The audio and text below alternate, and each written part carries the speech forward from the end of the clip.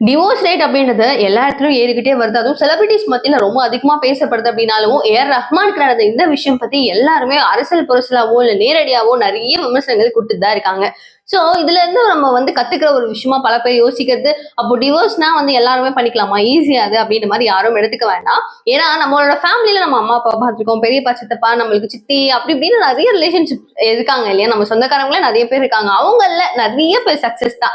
யாரோ ஒருத்தவங்க 2 பேர் தான் டிவோர்ஸ் போறது. இவங்க தான் ரொம்ப பிரபலம் அப்படின்றத நம்மளுக்கு ஈஸியா தெரியுது. அதனாலதான் அவங்களுக்கு அப்படி ஆகுதுன்றத ரொம்ப ரொம்ப சீரியஸா எடுத்துக்க வேணாம். ஏன் இந்த விஷயம் சொல்றேன்னா, நிறைய பேர் அந்த இந்த டிவோர்ஸ் பத்தி நடக்கும்போது அப்ப ஈஸியா அவ மேரேஜ் லைஃப் ரொம்ப கஷ்டமா, மேரேஜ் பண்ணிக்கிட்டா இப்படிதான் நிலைமையா அப்படின்ற மாதிரிலாம் நிறைய கமெண்ட்ஸ் என்னால படிக்க முடிஞ்சுச்சு. சோ எல்லாருமே ஃபேர் ஆகிற ஒரு டாபிக் இது கிடையாது. நிறைய பேர் ஹாப்பியாவும் இருக்காங்க, நிறைய பேர் இப்படி டவுன்லயும் இருக்காங்க. சோ நீங்க யாரு அப்படின்றது நீங்க தான் முடிவு பண்ணிக்கணும். சோ இதுதான், இதுக்கு மேல நான் ஒன்னும் அந்த டீப்பா டிஸ்கஸ் பண்ண விரும்பல. சோ ஏஆர் ரஹ்மான் அவர்கள் சாயராவை பிரியறதை பத்தி ஒரு நோட் சொல்லியிருந்தாரு. சோ பிரைவேட்டான விஷயம் யாரும் டிஸ்கஸ் பண்ண வேண்டாம் அப்படின்னு அவர் சொல்லியிருந்தாலும், எல்லாரும் அடுத்தடுத்து அவர்கிட்ட கேட்கிற நிறைய கேள்விகள், நீங்க தொடர்ந்து நிறைய வருஷத்துக்கே மியூசிக்ல கம்மிட் ஆயிருக்கீங்க.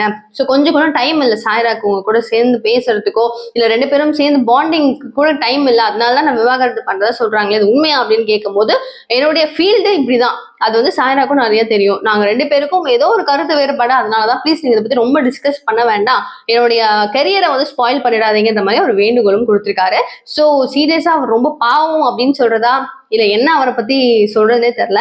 ஏஆர் ரஹ்மானா ஒரு மியூசிக் டைரக்டரா அவர் எல்லாருக்கும் ரொம்ப பிடிக்கும். பட் பர்சனலா இவருடைய விஷயமும் எல்லாருக்கூடயும் கனெக்ட் ஆகுறது கொஞ்சம் ஒரு மாதிரி தான் இருக்கு. சோ நீங்க என்ன ஃபீல் பண்றீங்க அப்படின்னு கமெண்ட் பாக்ஸ்ல மறக்காம சொல்லுங்க. சேனலை சப்ஸ்கிரைப் பண்ணிக்கோங்க. நிறைய அப்டேட் நான் உங்களுக்காக அப்டேட் பண்றேன். தேங்க்யூ, பாய்.